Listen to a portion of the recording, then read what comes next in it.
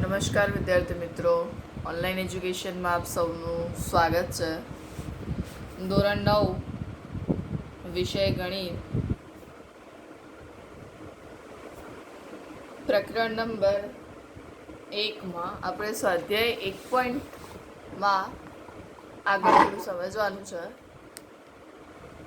તો પ્રશ્ન નંબર 1માં તમને વર્ગીકરણ આપેલું છે જે તમે સરળતાથી કરી શકશો, અને પ્રશ્ન નંબર 2માં સાદુ રૂપના થોડા ઘણા દાખલા આપેલા છે, એ આપણે જોઈ લઈએ. તો પહેલામાં છે 3 + √3 બ્રેકેટ કમ્પ્લીટ, બીજા બ્રેકેટમાં 2 + √2. આપણે જે રીતે અગાઉ પૂર્ણાંક સંખ્યાઓ અને પૂર્ણ સંખ્યાઓ વિશેના જે પણ ગુણધર્મ વિશે જોયું છે, એ બધા જ સંવૃત્તતા સિવાયના બધા જ ગુણધર્મ આપણે અસમય સંખ્યામાં લાગુ કરી શકીએ છીએ. તો આ જ વસ્તુ છે આપણે શીખવાની છે. 3 દુ 6, 3 √2 લઈશ તો વત્તા 3 √2. હવે √3 સાથે 2, 2 √3 વત્તા √3 √2. એ બંનેનો હું ગુણાકાર કરું તો આવી રીતે લખાય મારે, અને આ બંનેને હું સરળ રૂપ આપું તો 6 + 3 √2 + 2 √3 + 3 દુ 6, એટલે માટે √6. એકદમ સરળ છે. તમે અગાઉ જે શીખી ગયા છો એ જ નિયમ પ્રમાણે કરવાનું છે, બિલકુલ સરળ છે. એ પ્રમાણે આગળ ઉદાહરણ નંબર 2 તમે જાતે કરી શકશો. ઉદાહરણ નંબર 3 આપણે જે નિત્યસમ વાપરતા હતા a+b², એ જ રીતે આપણે અહીં નિત્યસમનો ઉપયોગ કરીને આ જે દાખલો છે એ ગણવાનો છે. √5². આનું હતું, આપણને બધાને ખબર છે, a² + 2ab + b². આ રીતનું આપણું સૂત્ર બને છે. આ જ આપણો નિત્યસમ આપણે આ રકમમાં ફોલો કરીશું તો √5² +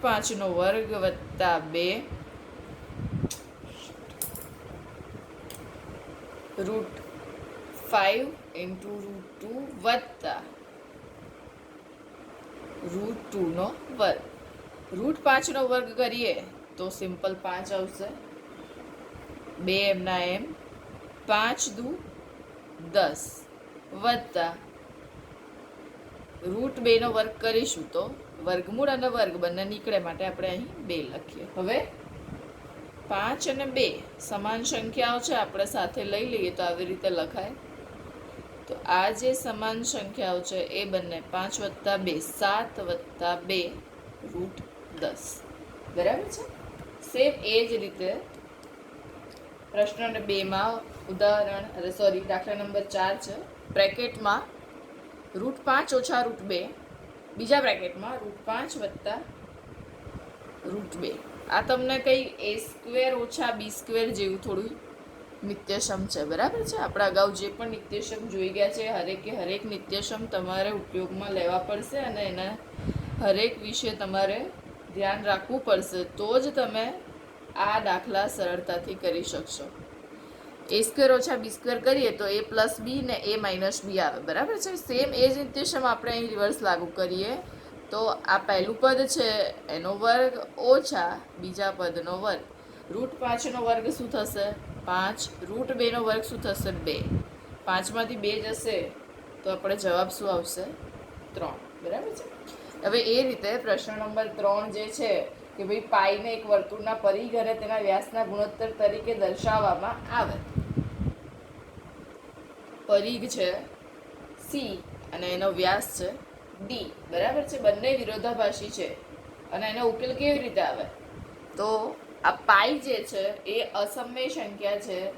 એમાં અંદાજે ઉપર વર્તુળનો પરિઘ એટલે કે અંશમાં વર્તુળનો પરિઘ અને વ્યાસના ગુણોત્તર તરીકે આપણે પાઈ દર્શાવીએ છીએ વર્તુળને લગતા દરેકમાં. હવે આને આપણે જેમ જેમ વધારે ચોકસાઈ કરતા જઈશું એમ ને એમ એની આગળ મૂલ્ય વધતું ને વધતું જાય છે. એટલે કહેવાનો મતલબ એમ છે કે એનું એકદમ ચોક્કસ માપ આપણે જાણી શકતા નથી. માટે જે પાઈ છે એ એકદમ વિરોધાભાસી છે, અને એના કારણ સ્વરૂપ જ આપણે પાઈને અસમય સંખ્યા તરીકે દર્શાવીએ છીએ. બરાબર. પ્રશ્ન નંબર 4 છે સ્વાધ્યાયમાં. √ 9.3 9.2ના વર્ગમૂળ શોધવાનું છે સંખ્યા રેખા પર. તો સૌથી પહેલા આપણે શું કરીશું, એક સંખ્યા રેખા દોરી દઈશું. સંખ્યા રેખા પર સૌથી પહેલા આપણે એક કિરણ દોરીશું. એનું નામ હું આપીશ એ એક્સ. બરાબર છે. હવે એ એક્સથી મારે એથી શરૂ કરી માપ મને શું આપ્યું છે, 9.3 માપ આપેલું છે. તો એથી શરૂ કરીને 9.3 જ્યાં સુધી આવે ત્યાં સુધી મારે એ બી રેખાખંડ રચવાનો છે. બરાબર છે. તો હું અહીં 9.3નું માપ લઈશ તો મને અંદાજે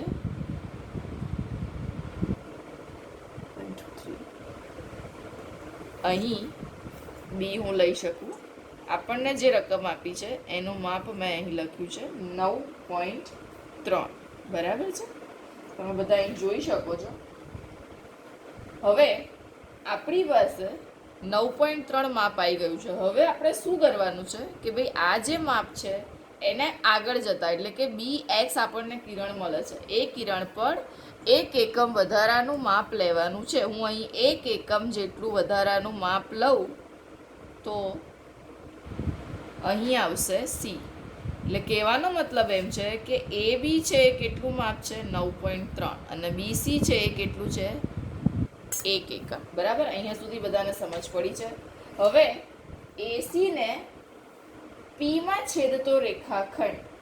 હવે પી ક્યાં છે તો આપણે શું કરવાનું છે, તમને જે 9.3 આપેલું છે એમાં આપણે 1 એકમ વધારાનો લીધો. હવે આ એથી લઈને સી સુધી બરાબર વચ્ચે, એટલે કે એથી લઈને સીનું મધ્ય બિંદુ આપણે શોધવાનું છે. એટલે 10.3નું તમે અંદાજે મધ્ય બિંદુ લો તો 5 સમથિંગ 5.1 એટલે કે 5.1 કાપા ઉપર આપણે લઈ શકીએ. તો હું અહીં એથી સીનું હું મધ્ય બિંદુ દોરીશ, એને હું નામ આપીશ પી.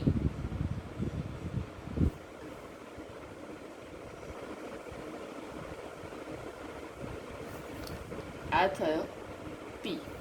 હવે રેખાખંડ એસીને પીમાં છેદતો રેખાખંડ એસીનો લંબ દ્વિભાજક દોરવાનો છે.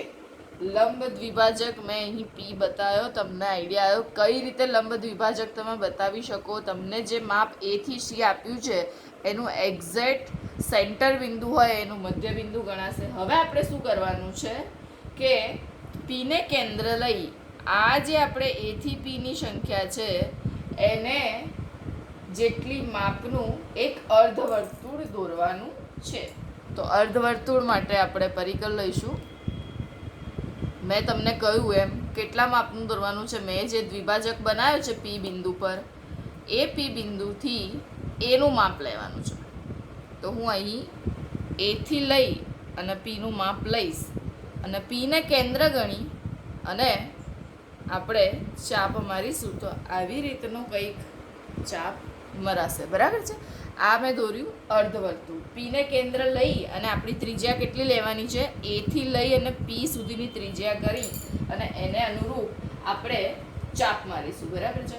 હવે આપણી પાસે આ જે બી બિંદુ છે એ કેટલા માપનું છે 9.3.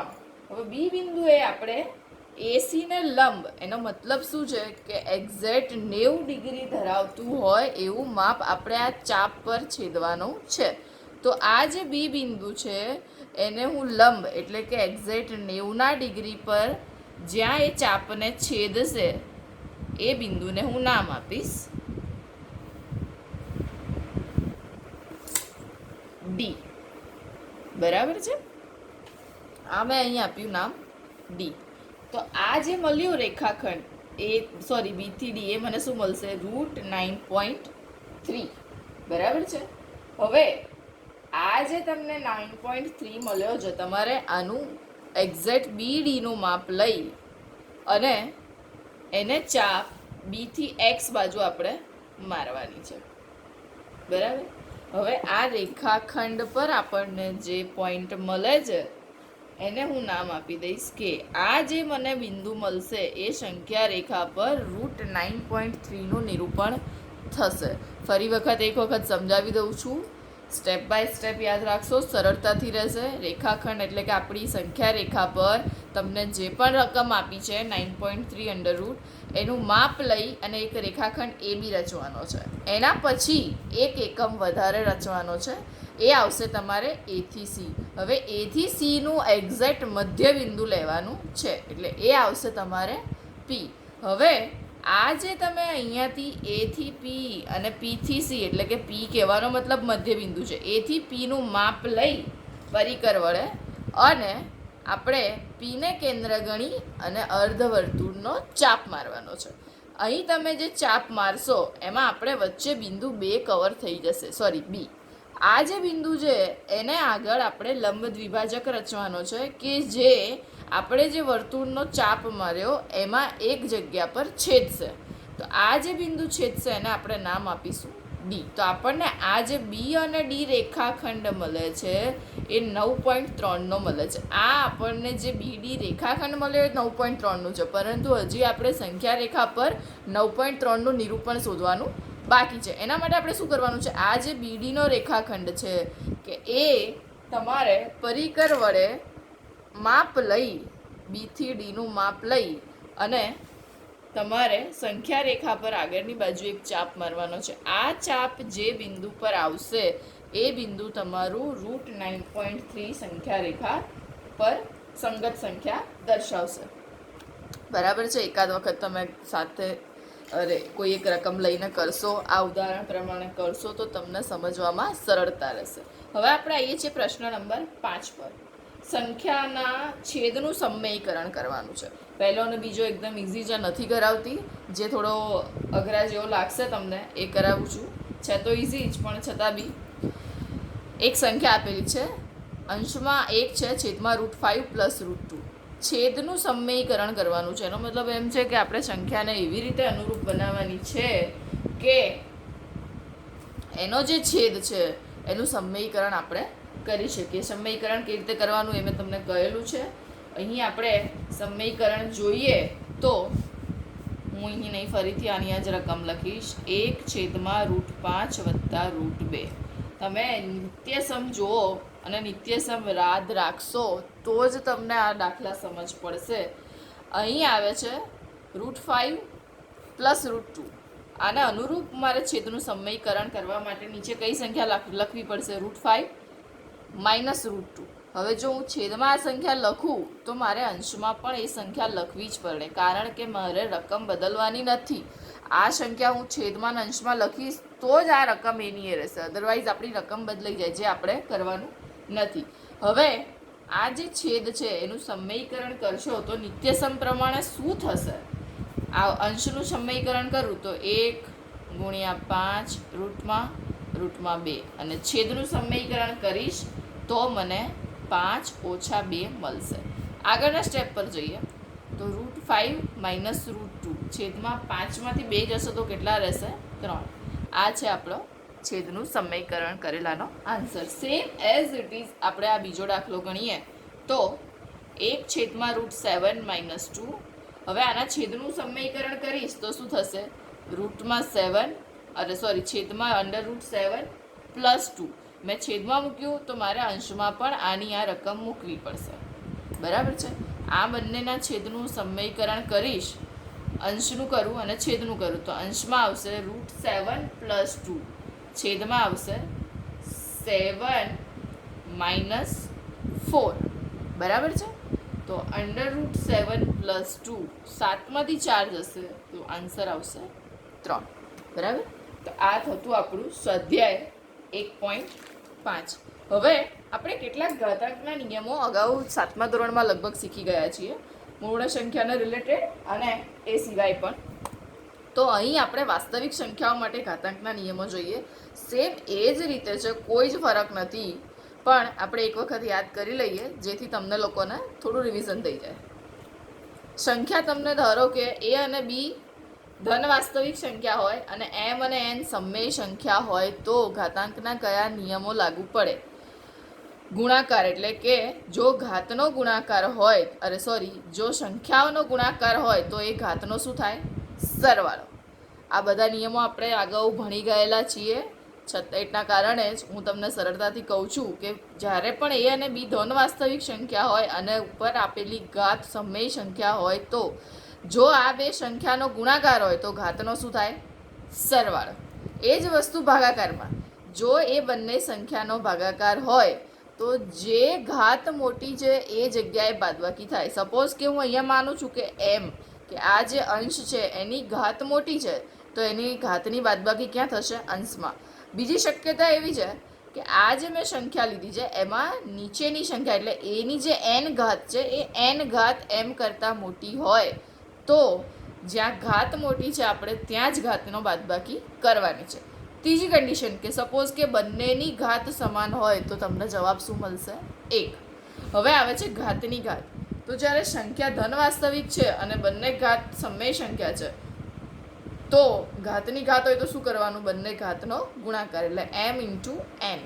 હવે કૌંસની બહાર ઘાત આપેલી હોય તો કૌંસની અંદર રહેલા દરેકે દરેક પદને એ ઘાત લાગુ પડે છે. સેમ એ જ વસ્તુ ભાગાકારમાં. કૌંસની બહાર ઘાત આપેલી છે તો કૌંસની અંદર એ ઘાત અંશને પણ લાગુ પડશે અને એ ઘાત છેદને પણ લાગુ પડે છે. એ સિવાય બીજું જોઈએ કે ધન વાસ્તવિક સંખ્યામાં જો ઘાત 0 હશે તો જવાબ શું આવશે? 1. જો એની માઇનસ n ઘાત હશે તો જવાબ આવશે 1/-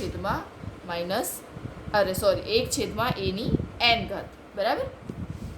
અંડર રૂટ છે એ, જો રૂટની ઉપર અહીં n ઘાત છે તો એને હું એ 1/n ઘાત તરીકે લખી શકું છું. આ જે ઘાતાંકના નિયમો છે એ તમારે યાદ રાખવાના છે. એને અનુરૂપ જ આગળ દાખલા આવશે. એક ઉદાહરણ લઈ લઈએ આપણે. તો ઉદાહરણ નંબર 21 આપેલું છે તમને. તો સૌથી પહેલી સંખ્યા છે, બંને આધાર કેવા છે? સમાન છે. ઘાતાંક અલગ અલગ છે. તો આધાર સરખા હોય અને ઘાત અલગ અલગ હોય તો બંનેનું શું થશે? સરવાળો. બરાબર છે? જે નિયમ આપણે અગાઉ જોયા છે એ જ નિયમ છે. માટે આધાર સરખા છે અને ઘાતાંક અસમાન છે તો આપણે શું કરીશું? ઘાતનો સરવાળો. આધાર એમના એમ. ઘાત શું છે? 2/3. બીજી ઘાત શું છે? 1/3. બરાબર છે? હવે આધાર એમનો એમ, ઘાતાંકમાં આપણી પાસે 2/3 વત્તા 1/3. હવે આનો આપણે શું કરવું પડે? સમાન છેદ છે એટલે કે સમછેદી સંખ્યા છે તો આપણે લસા લેવાની જરૂર પડશે નહીં. પણ ઇનકેસ તમને આગળના ઉદાહરણમાં વિષમછેદી સંખ્યા આવે તો તમારે એનો લસા લઈને જે રીતે આપણે સરવાળા કરીએ છીએ એ રીતે સરવાળાનું સાદું સ્વરૂપ આપી પછી તમારે આધાર સાથે એનો અગાઉની ગાણિતિક પ્રક્રિયા કરવી પડે. 2/3 વત્તા 1/3 સમછેદી છે માટે 3 એમના એમ રહેશે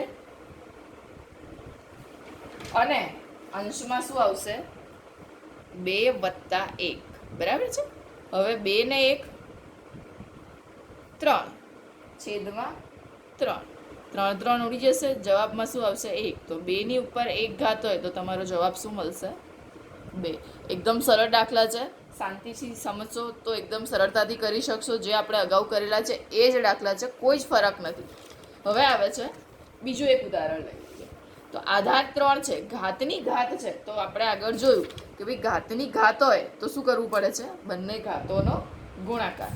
હવે હું એ વસ્તુ અહીં કરું તો આધાર 3, ઘાત કઈ છે? 1/5, બીજી ઘાત 4. આ રીતે હું કરી શકું. હવે ગુણાકાર છે તો 4 અંશમાં 5 એમના એમ તો 4/5 થશે. બરાબર? એ જ વસ્તુ આપણે આગળ ત્રીજું ઉદાહરણ લઈએ કે 7/1/5 અને છેદમાં 7/1/3. આ શું છે? ભાગાકાર છે. ભાગાકારમાં ઘાત હોય તો આપણે શું કરવાનું હોય છે? બાદબાકી. એટલે કે આધાર સરખો હોય ને ઘાત અલગ અલગ હોય તો ભાગાકારમાં ઘાતની શું થશે? બાદબાકી થશે. આધાર તરીકે મારી પાસે શું છે? 7. બાદબાકી મારે શેની કરવાની છે? ઘાતાંકની. તો 1/5. નીચે કઈ ઘાતાંક છે? 1/3. બરાબર છે? તમે બધા સમજો છો? હવે મેં તમને અગાઉ કહ્યું કે ભાઈ આ સમછેદી સંખ્યા નથી, એના કારણે આપણે એને શું કરવું પડે? લસા લઈ અને સમછેદી બનાવવી પડે. તો આધાર એમનો એમ રાખીએ. કૌંસમાં જે ઘાત છે એને આપણે આગળ પ્રોસેસ કરીએ તો 5/15 છેદ આવશે. અંશમાં લસા લઈશ તો 3 અને 5. બરાબર છે? હવે અહીંયા આગળ આવીએ. 3 5 મોટી સંખ્યામાંથી નાની સંખ્યા બાદ કરવાની, મોટાની નિશાની એટલે કે 3માંથી 5 જશે તો શું જવાબ આવશે? -2/15. આ થયો આપણો જવાબ. હવે આવે છે 13ની 1/5 અને 17ની 1/5 ઘાત. એનો મતલબ શું છે? આધાર અલગ અલગ છે પરંતુ ઘાત સમાન છે. તો આપણે જે વસ્તુ સરખી છે એને આપણે બહાર લખી શકીએ, એટલે કે કોમન કાઢી શકીએ. તો અહીં 13 × 17 લખું અને ઘાત સમાન છે માટે હું એને કોમન કાઢી અને બંનેને કૌંસની બહાર લખી નાખું તો ચાલે. 17 × 13 કરો તો તમને જવાબમાં મળશે 221/1/5. બરાબર છે? તો આ થયો આપણો જવાબ. અગાઉ